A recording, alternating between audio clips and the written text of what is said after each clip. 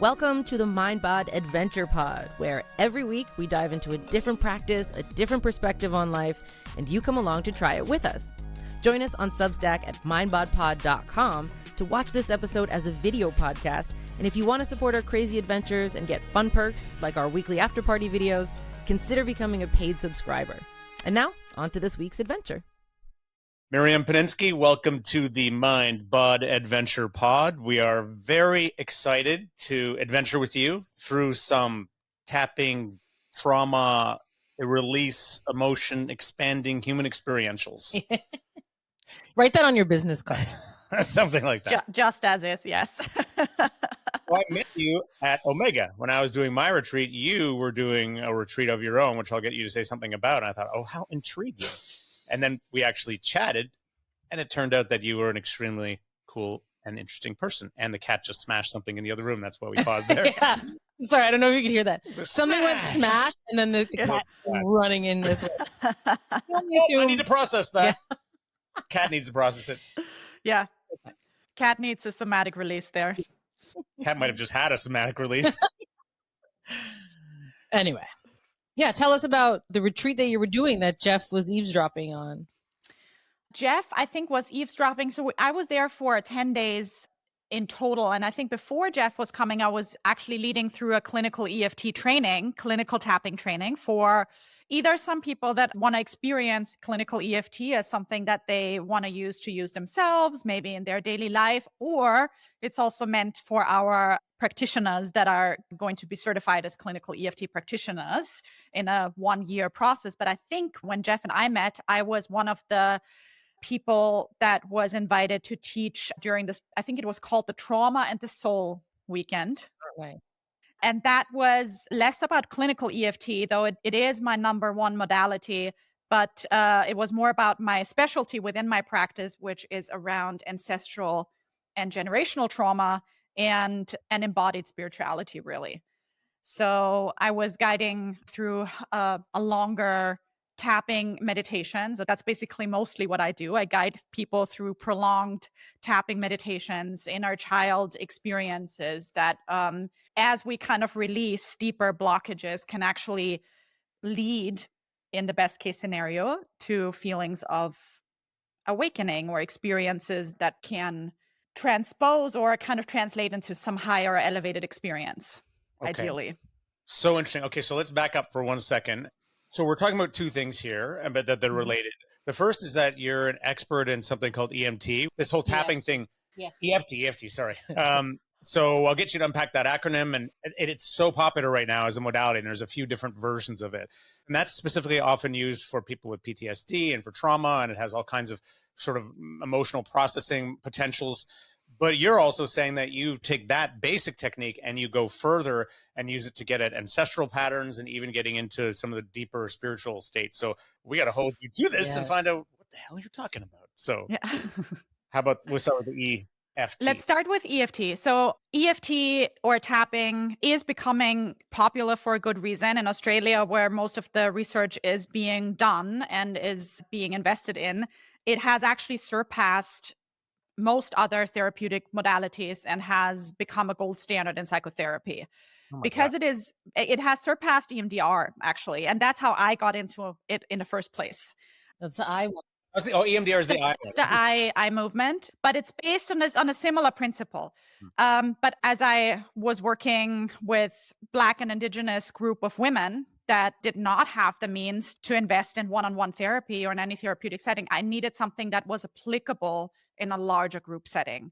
And I think that is the amazing thing with EFT, and you will experience this today, is that we don't have to be in a clinical one-on-one setting to actually teach it and for people to use it on a daily basis.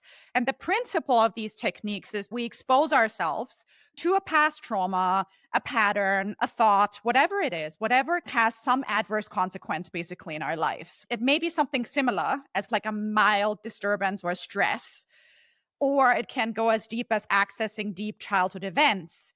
And what these deep childhood events do is they stimulate our brain to believing that there's some kind of a threat in our current environment. So all of these kind of traumatic events, we have kind of like gathered all of these pieces from these experiences that trigger something in our daily life. And it may be as simple as a red scarf because whatever, my adoptive father was wearing a red scarf as he was abusing me or whatever it is, And as we tap, as we do this simple technique of tapping on these acupressure points, we deactivate the stress response in the body.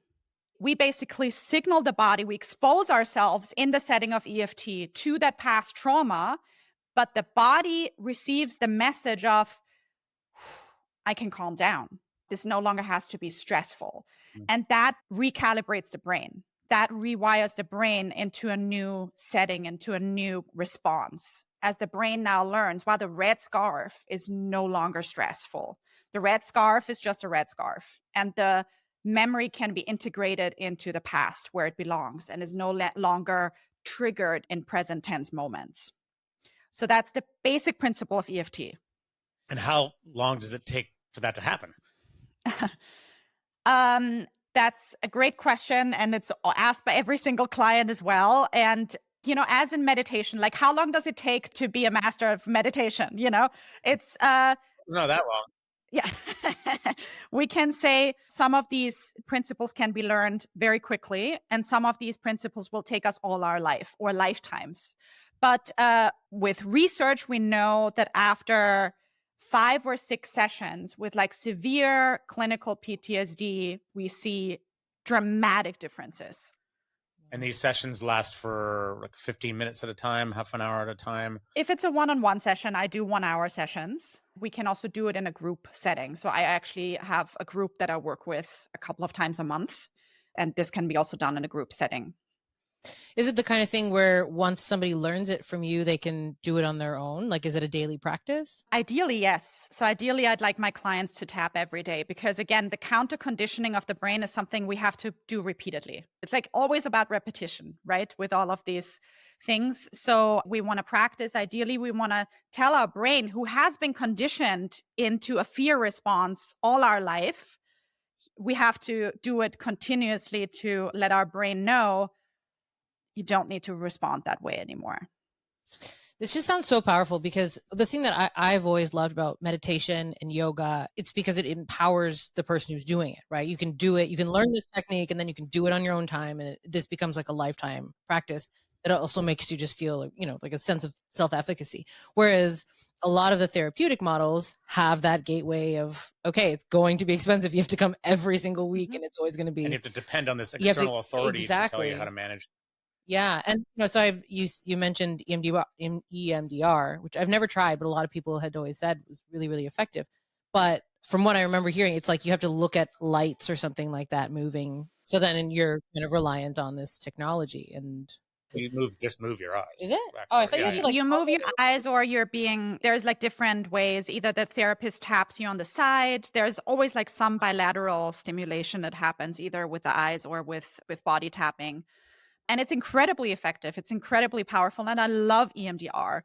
EMDR, again, also is something that is powerful, but we cannot also, if someone is, for instance, coming into a session and is severely traumatized, it's something we can't or shouldn't be used as someone is coming in or is just experiencing a trauma. Without going too much into the science of it, by the nature of its modality, just doesn't allow a gentle approach because of its going into the event right away. And with that movement that is so focused on kind of like staying in one event, even though it's super powerful, there isn't a lot of ways for the therapist actually to calibrate how far we can go. It's like once we go in, we're going in. It's like tearing down a wall.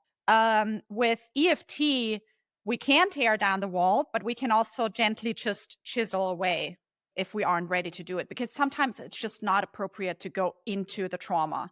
It's just sometimes not safe. And that's really what I love. Like we had a group of practitioners that went into and tapped with the parents of the Sandy Hook school shooting a day after the shooting. Wow. We had EFT practitioners going into war zones in Rwanda, tapping with practitioners. I have actually trained a group of 25 therapists in the Ukraine that were in the middle of the war zone last year. it's just magical to see what can be done with this technique. Well, maybe it's a good bridge to actually exploring it a little bit firsthand with us and the listeners, or however we want to do that. And then we can go into this other piece around the ancestors and the spiritual dimension of the work you do. And before we do that, I'm going to remind listeners, if you're listening to this on Apple Podcasts and you want to watch us do this, come over to the video podcast at mindbodpod.com, and that way you can see how it's done. Wonderful. Let's do it. So let's just get comfortable in your seat wherever you're sitting. See Tasha and Jeff very comfortable with their pillows and blankies. And we're going to go into this gently. And I'd like you to just take a few breaths and just tune into your body and feel into any spot of your body internally that holds a little bit of a tension or a contraction. It may hold a little bit of the energy of fear or anticipation, or maybe a little bit of a sense of unsafety, and just feel into where that is for you. And if you aren't sure, you can just check in with yourself and just ask, where would that fear or where would that emotion sit if it had a place in my body?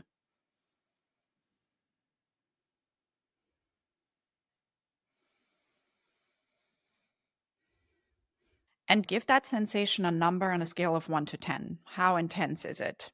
With 0 being no intensity at all. But if you're already tuned into it, it's going to have a little bit of intensity, with 10 being most intense. And I see Jeff yawning, which is actually a great thing. So we are actually inviting in yawns, and we're inviting in all kinds of physical expressions that are coming out. It's all a sense of a release of the nervous system. Definitely. That's definitely what's happening.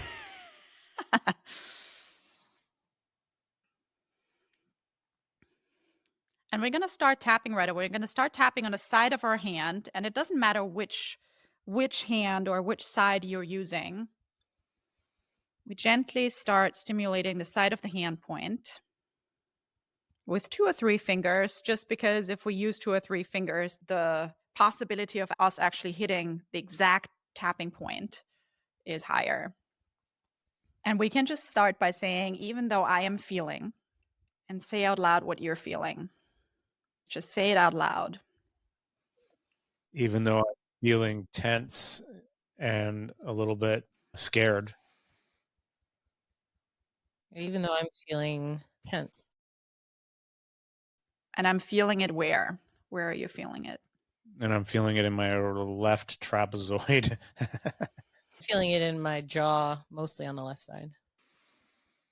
And I accept myself and how I feel anyway. And I accept myself and how I feel anyway. Even though I'm feeling tense. Even though I'm feeling tense. And maybe a little bit scared. And maybe a little bit scared. I'm feeling it in my body right here, right now. Feeling it in my body right here, right now. And I choose to have love and compassion for myself. And I choose to have love and compassion. And I choose to have love and compassion for myself. Even though I am feeling. And whatever it is for you listeners, fill in the blanks here. Whatever is coming up for you. I choose to love and accept myself anyway. I choose to love and accept myself anyway. And we now move through the tapping points, and we start at the very tippy top of your head, right where your soft spot was as a baby. There's a lot of these amazing acupuncture points and these meridians that meet right up there. And just name out loud what that sensation is for you. This sensation in your body, the tense feeling in your body, the tension in my body, the fear in my body. A little bit heightened right now. Yeah, that's fine. Yeah. Let it breathe into it. We're accepting it fully. It's the beauty of this. We're moving into a full acceptance process. And we move to the next point, which is right where your eyebrow meets the bridge of your nose. And you can either tap with both hands on both sides or just one. the tension and the fear in my body and just breathe into it.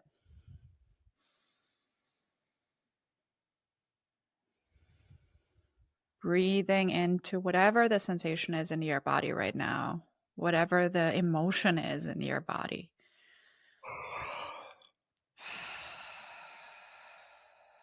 Inside of your eyes, right close, pretty close to your pupil, on your orbital bones, on the side of your eyes. Again, you can either use both sides or just one. Just breathing into the sensation, breathing into that feeling, that emotion in your body. It's there, and that's okay. Or maybe it's not okay. Maybe you're actually feeling, I really don't want to feel that. Maybe I'd like to accept that it's there, but I really don't want to. I've been fighting this sensation. I've been fighting these emotions. And under your eyes, still on your orbital bones,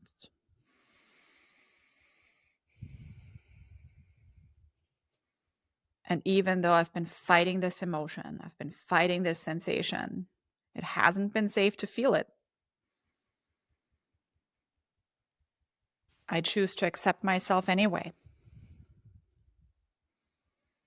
And now we tap under our nose.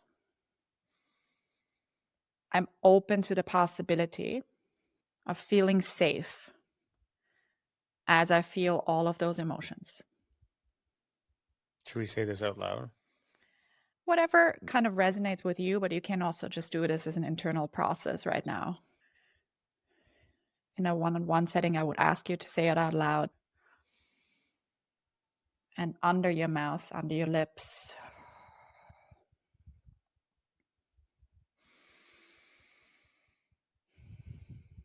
I'm open to the possibility of feeling completely safe, feeling all of those emotions. And we're now moving to the collarbone points, which is about an inch out and under, or about 3 centimeters out and under your actual collarbone. There's like a little bit of a dent.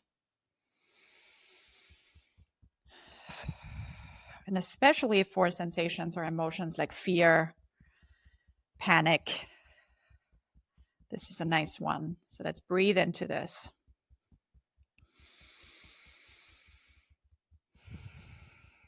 I'm open to releasing what no longer serves me right now.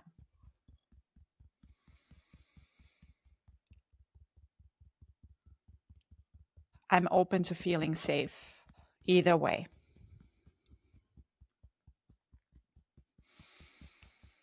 And we're now moving to under your arms, which is about a hand width under your arms, under your armpit. And you can either do this by hugging yourself, or if that's a little bit hard to reach, we can also just stretch out your arms on the side and just tap under your arms. Tap with the fingers or with the whole hand? Both is fine. Actually, there, hand is fine. And let's move back to the side of your hand.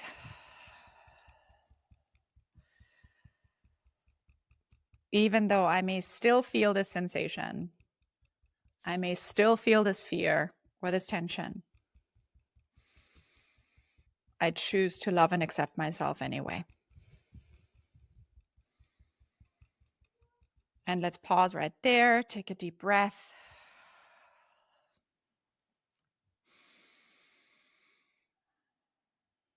And I'd like you to check in, for all the listeners, to check in with your number.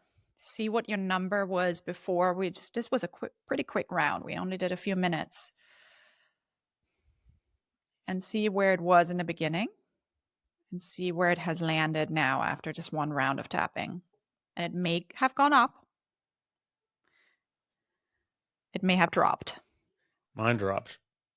I feel like for me, the number of the tension in my jaw is the same, but the rest of my face, it's like all the supporting muscles around it are like much more relaxed. So it almost feels like it's being held more gently, that area.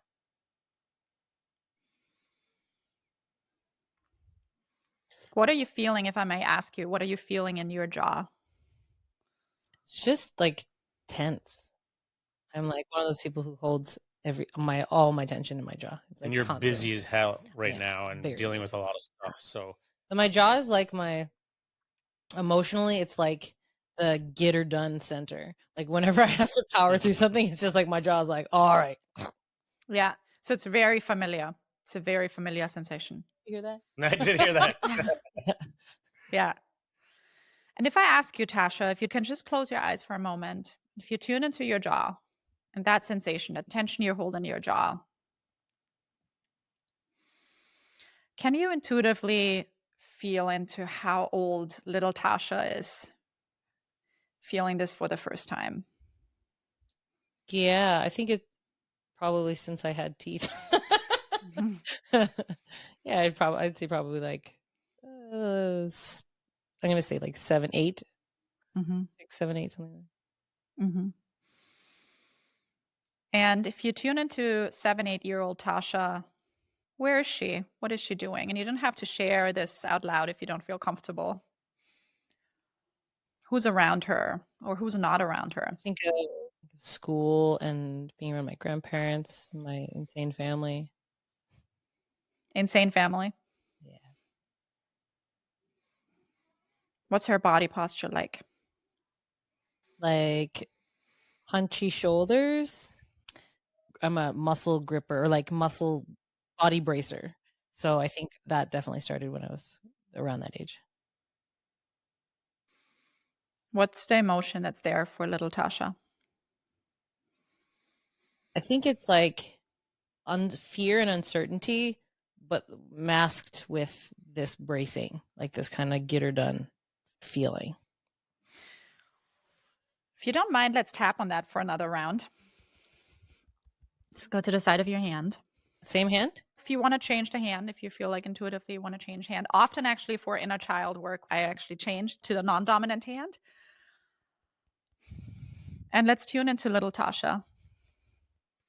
And for all the rest of us, for all the rest of the listeners, if you have a little one that's coming up for you, let's tune into that little one that may have felt this familiar sensation a long time ago. As you keep your eyes closed, as we tap, can you, Tasha, as the adult, the conscious adult from today, walk up to this little one and just letting her know right now that you see her, that you feel her,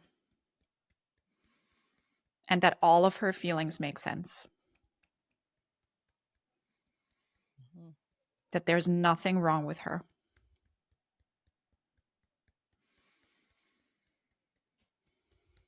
And maybe you listen to her and just see what she needs to express.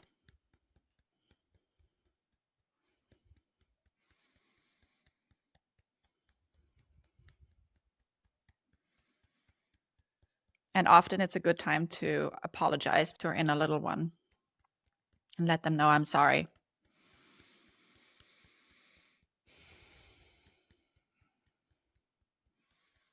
I'm sorry for repeating the same thing that these unconscious adults in your life did at the time. Sorry for abandoning you. Sorry for making you responsible for all of this stress and suffering in my life. Yeah, let the yawns come. But I'm here with you, and I'm committed to stay with you. Does she have to say something? Or does she have to express something, Tasha? I don't think there's any words, but my jaw feels really relaxed right now. Specifically like the left side, that is always the tense side, which is I just switched over to tapping on the left side and it feels really chill. Mm-hmm.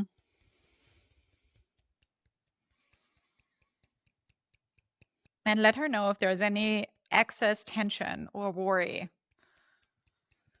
that just doesn't serve her, that you can't let her carry that any longer.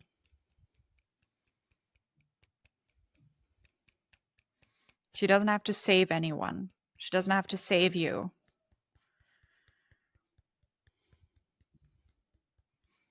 She deserves to be unconditionally loved.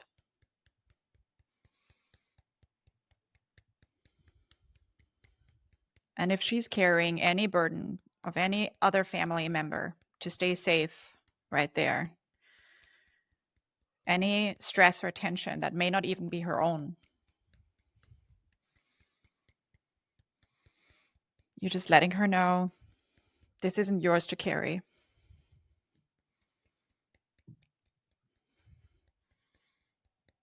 They are not yours to save.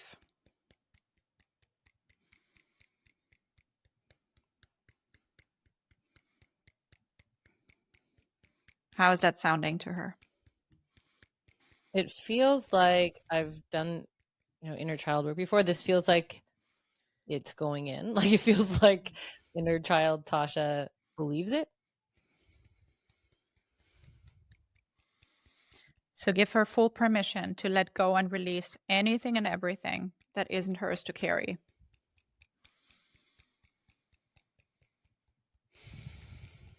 It is not yours to carry, and they are not yours to save. You deserve to feel safe and heard and seen and unburdened. You deserve to be held and loved. And I'm here for you. And I'm not going anywhere. I'm committed to stay.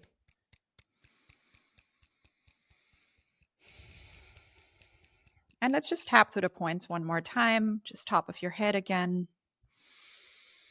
Permission to release. And see if this little one wants to be held by you or wants to be even taken in further, taken into your heart.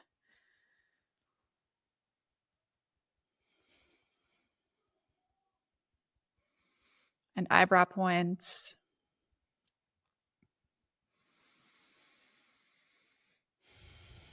Permission to let go.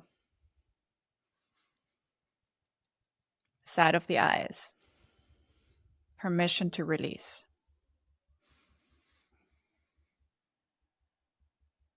Under the eyes.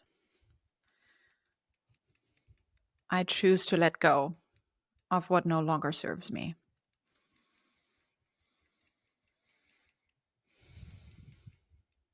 It's possible that this stress and tension is no longer serving me. And it may not be fully my own. Under your nose.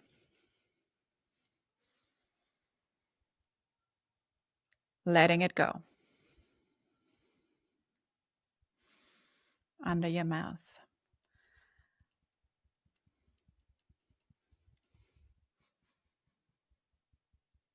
Letting it go. And collarbone points. Letting it go. As I hold all parts of me in love and compassion. I let go of what no longer serves me, of what isn't mine to carry. Under your arms.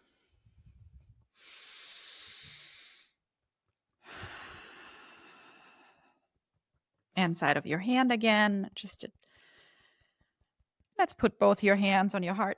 Just take a deep breath.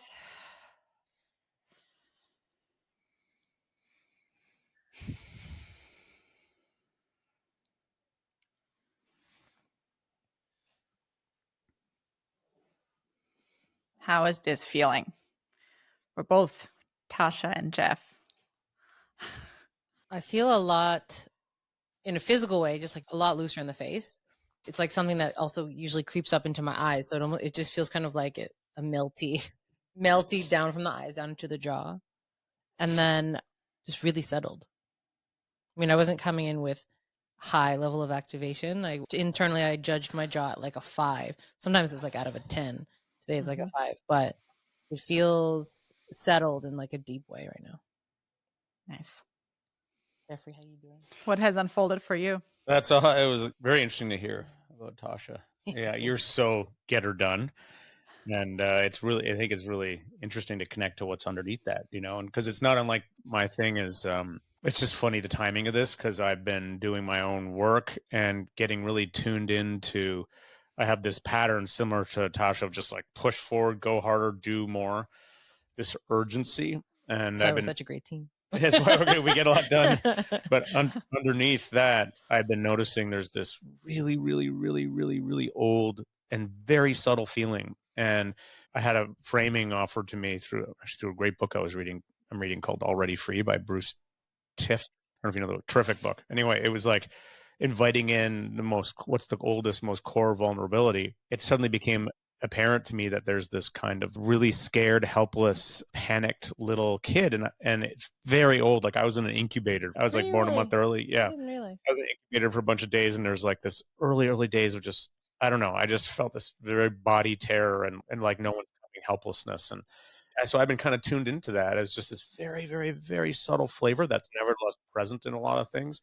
So as soon as you invited us into that, I just noticed this regular pain that I always have here, the stress part in my neck here. So I went under that and I could see, oh yeah, there's a little flavor of that panicky feeling, maybe because I was late to getting here and I was on my bike and I was shooting up. So I just invited in and then it expanded. And so the intensity of the neck thing was maybe 4. And after the tapping, it went down to maybe 2 or 3 and it's still there. But what's different is that flavor, I can't really detect it as much right now. And that's interesting. And then I could feel that I was going through, like every time I'm yawning, and I get this whole process from doing trauma work and sometimes meditation where just that stuff starts happening, yawning and tears. And I don't feel emotional when I do it. It's just happening. It's like my body's releasing.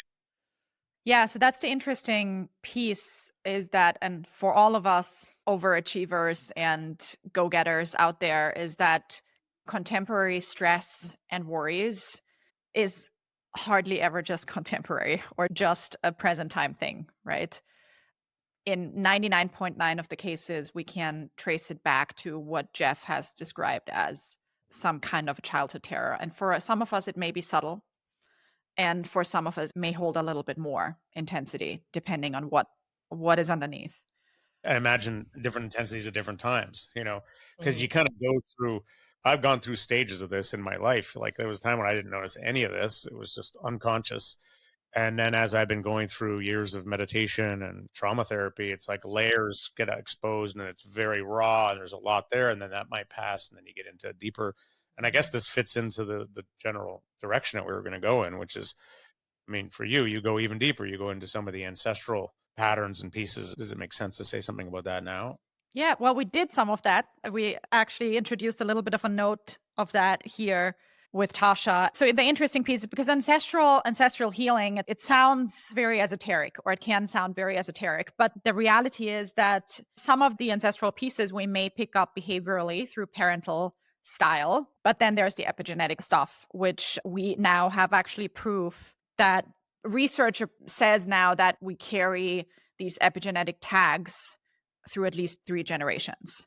But the beautiful part is, again, that through techniques like EFT, we can actually access that part. And we did today with Tasha, very gently, very softly, but we did a little bit because it is often just through the stuff we just take on, either subconsciously, behaviorally, or through these epigenetic tags, and they're usually connected. And where we find this stuff is, of course, in our body, because the body, as we know, keeps the score. So this is what we kind of like started to do today. It's so interesting how it's just correlated. How just tapping, there's some mechanism there that can interfere with whatever it is, the expression of those epigenetic things or the modeling or whatever. I mean, I'm sure it's kind of mysterious how it works. Yeah, I'm curious because these are, acupressure points that a lot of different traditions in the world and stuff work with. What is it about tapping rather than pressure? Would pressure work as well? Pressure would work as well. I mean, if you do this and you have an acupuncturist actually putting needles on these points, perfect. It's so funny because I actually went to a chiropractor who specializes in jaw pain, and like these are all the points where she stuck acupuncture needles in. So I was like, yeah, absolutely. And then we have some additional points. So we just did kind of like what we call in clinical EFT, the basic recipe, these basic points. But if we hit these basic points, we directly or indirectly actually stimulate all the meridians in our body. So there is kind of like a logic underneath, kind of like using these specific points, but it's really just about stimulating them, just stimulating these points. Well, I had a question about that because some of what you did was familiar to me from a kind of parts work perspective or a somatic experiencing perspective, where, first of all, just by the virtue of bringing it into awareness, by entering into a kind of relationship with the material, giving it loving messages. So you're both noticing it, you're holding the space for it, you're coming into a more loving relationship with it. That itself, in a straight up therapy context, can be really healing. Or you can feel some of it begin to metabolize, and it's a process. You may have to do that many, many times, and especially with the bigger pieces. So the addition of the tapping, is that just sort of accelerating that process? I feel so. And I have an IFS background, and we have a lot of IFS people who then extend that by kind of like doing EFT. How it accelerates it is because, again, it makes the body feel so safe that there is these layers of the subconscious that can just be revealed quicker. Because the subconscious starts to kind of like these onion layers that you have described before, for some of us in classic therapy can take us a long time, can just reveal themselves much quicker, can just be accelerated by just making the nervous system feel safe. Basically, because we're just bringing down the whole sympathetic nervous system. All of the cortisol is going down. All of these stress hormones are going down. And that is an environment where our prefrontal cortex, hence also subconscious information, logic, creative thinking, all of these neural bundles can open up and can reveal information in a much faster or accelerated way. Not that it's about speed, than we usually kind of can see in normal talk therapy settings.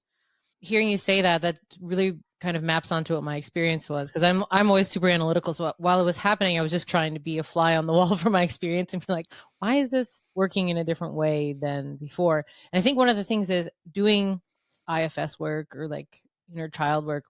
You tune into this area of tension that's both physical and emotional, kind of like energetic ball, and you're looking at this sizzling piece of energy that's been held in your body for so long, and you're like asking it to dissipate, but you're not really giving it a mechanism to dissipate.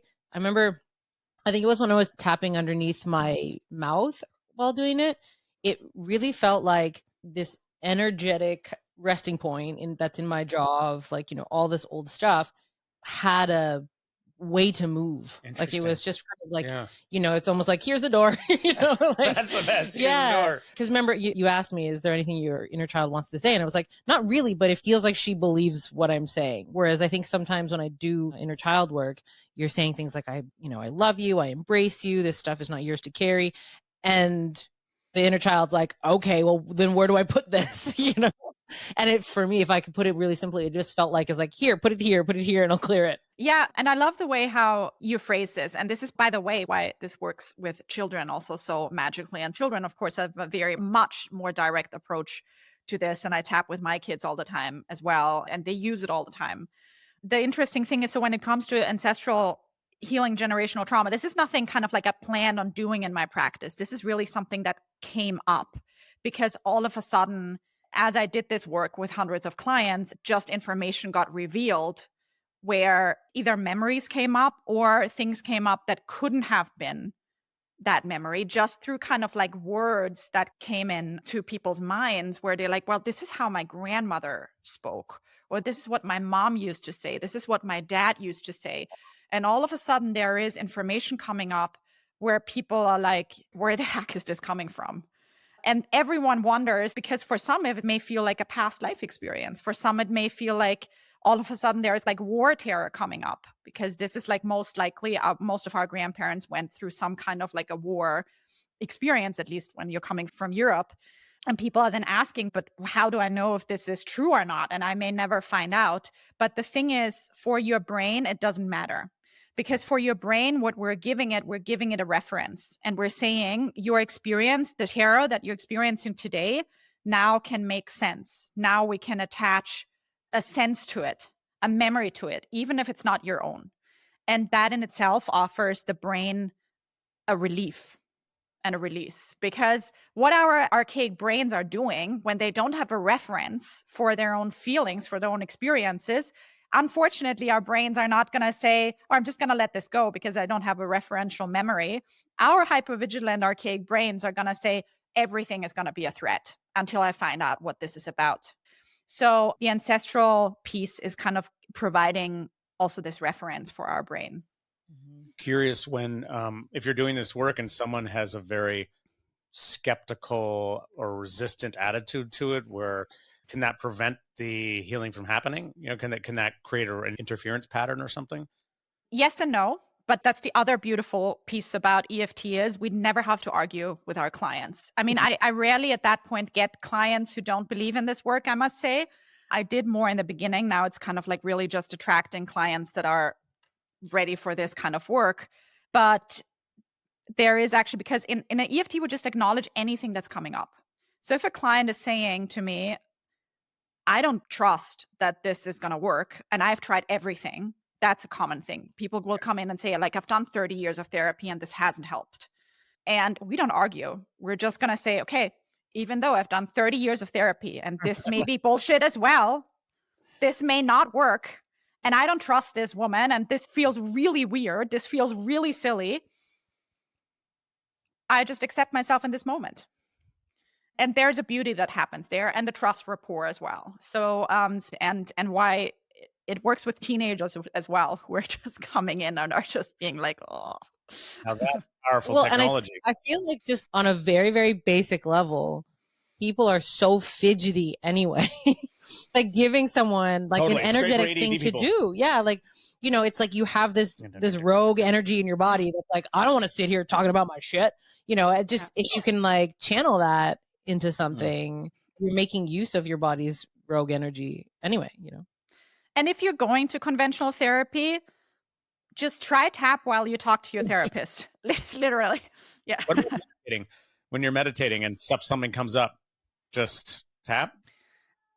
I love tapping as a dimmer switch before meditation.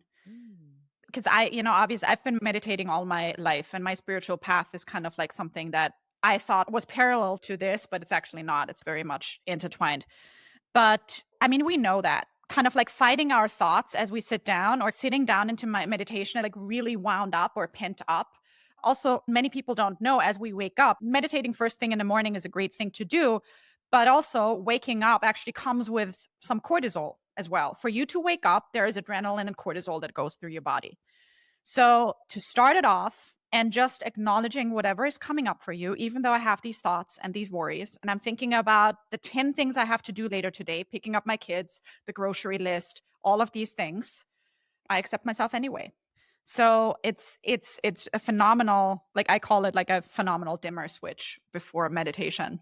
It's funny because that's kind of how I started meditation anyway, just not with the tapping. So it's like, why not just throw that in there? Okay, so a couple things I wanted to hit on before we let you go, if that's okay. One, about kids, how you do it with kids, with children, what you've learned about that, and how I have a 2.5-year-old and a 5-year-old. How old are your kids? They're 7 and 10. 7 and 10. A little bit older. So you've got some experience with this. I'd love to hear any tips for our parents, and then maybe we'll touch on that spiritual piece when we get to the end, because it sounds like a big part of the story too. Yeah. So again, for kids, it's very direct, because kids are all feelings and all emotions. And anyways, so with kids, it's just a matter of introducing something to them that might just help them in a moment of stress, whatever it may be related to, whether it's about being worried about a dream. Like my son, for instance, so a few days ago, they did a movie screening at the school and they watched Hocus Pocus. And my kids really don't watch those kind of movies usually. And my son told me the other day before bed, he said, can I tell you something? Whenever I go to bed, I see this zombie that kind of like gets up from the grave. And he sees this zombie every time at night. He now sees this zombie. And we just tapped on it. We just started to say, even though I saw this zombie, and it sucks, and I really don't like to see it. And whatever is coming up for him, I just let him talk. Because you can also just tap and talk. You tap for him? You tap on his body? Both ways. So in this way, because it was before bed, my kids really would love me to tap on them, actually. And it just was a matter of 5 minutes. And he had a smile on his face, and he was completely relaxed and drifted off to sleep. So that's kind of like the simplicity of it. And the smaller your child is, the younger your child is, the simpler it is, of course. So what about if your child's having a temper tantrum? You wait for it to calm down first before you do it, or would you jump right in there? It's a good question. With a temper tantrum, I would probably just sit with it just for a moment. But what I have done, especially with my son, who is very expressive with his emotions. So I just sit sometimes in front of him, or I sat, like, not any, he doesn't have the 4 or 5-year-old temper tantrums anymore in the same sense, you know? And I just sit there and I just say things for him sometimes. You know, I said, like, I'm so angry. I'm just so angry. I'm so angry at mom. I'm so angry at mom for not letting me have a cookie. And that's okay. I can be angry. And you tap yourself when you're doing it. Yeah, I tap on myself. Interesting. Yeah. Or you can have your kids tap on you. There was also something called a tappy bear from the tapping solution people, where there was actually a stuffed animal with a bear with tapping points. Because there is something called also surrogate tapping that works, actually. Just kind of like thinking about these points. You know, as we know, just acknowledging feelings and emotions has a power in itself. But doing it with these tapping points is just accelerating a little bit. That's so cool. I'm just like imagining me having a tantrum and then like someone coming up and tapping me. I'm just like, Yeah.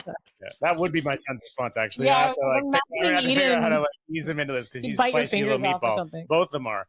But I think like your point is valid. Like, you know, sit with that for a moment to validate Exactly. that. Yeah. Oh, I feel like maybe we should just get you on again and talk about the deeper end spiritual stuff. Not that this isn't profoundly deep, but is there something you wanted to say around that? You said that they started as 2 different things. There was sort of your spiritual path, and then there was this your work as a therapist, and now they've kind of come together. So what does that mean? Well, the thing is, I was born into a spiritual community, and I was raised in ashrams, and I was raised, you know, meditating on top of the Himalayas when I was 12 already. But it was, it also came with human fundamentalism, I would say, human religious fundamentalism. So I very much kind of like had to discover my own spiritual path, but it was also what I would call a disembodied spirituality. So it was always about kind of, and part of meditation is that kind of like getting beyond the body. We know that getting beyond the body. What happens, and I think we see it also with a number of gurus and spiritual leaders around the world who do not process what we can maybe call the first lower chakra stuff that needs to be cleaned up, and kind of spiritually bypass it, because we can reach these elevated and awakening states without cleaning up our stuff. We can do that. But there's a consequence to it. And we have seen these consequences in spiritual leaders and spiritual groups over and over and over again. And I was very much raised kind of like by no therapy, and going into the mind and going to the head is all kind of like, that's, you know, you're just going further away, and it just means you're not trusting, and you're not trusting the divine, and you're not, you know, all of these things, or you're going into the ego or whatever it is. But the thing is, your body, your traumatized body will keep pulling you down, will keep pulling you back if you don't pay attention to it. And further than that, if you don't honor the instrument that was given to you, which is your human body, which is your awakening vessel. So if we don't honor that body and the experience that it has gone through, there's going to be a dragging force that will keep catching up with us, whether it's in this lifetime or another. But there is a cleaning up process. That's what like some of my teachers says that we kind of need to do. And this is just a phenomenal tool that allows us to combine this. And if you just simply think about manifestation, and everyone talks about manifestation, the thing is, we can say all of these manifestation affirmations, but if we don't feel, if our body doesn't feel the reality of it, we're just going to manifest a reality that our body is feeling. So EFT is just one of these tools that helps us effectively go into these beliefs, into what our body has stored as a reality, and transmute that. And it has just been a complete game changer for me on my journey to just acknowledge everything that is going on first, and clean this up first, and actually have your spiritual path be a very sustainable one. I'm so much of the same mind. I mean, I trained in a bunch of different modalities of yoga and bring them often into like my Buddhist communities. And there's always this, like, not a lot, because I think, you know, especially for younger practitioners who we grew up with yoga, we grew up with sports and all sorts of things.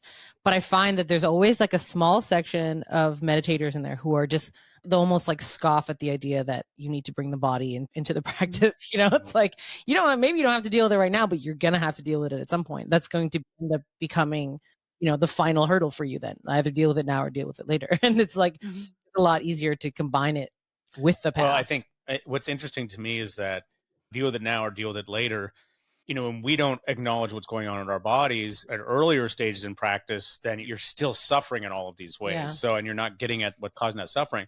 There are people in more, quote, advanced stages of practice who do start to dramatically suffer less, but haven't got at that stuff. And what happens is they displace the suffering onto the people around them. That's what you see happening in spiritual communities. Like there's no accountability. There's no inner signal that they're causing problems, and they're fine, but they're acting like idiots or monsters, That's very much what I grew up in, is kind of like, oh, this is a negative person, or we are experiencing this because there is someone with this kind of negative attention or this kind of problem here.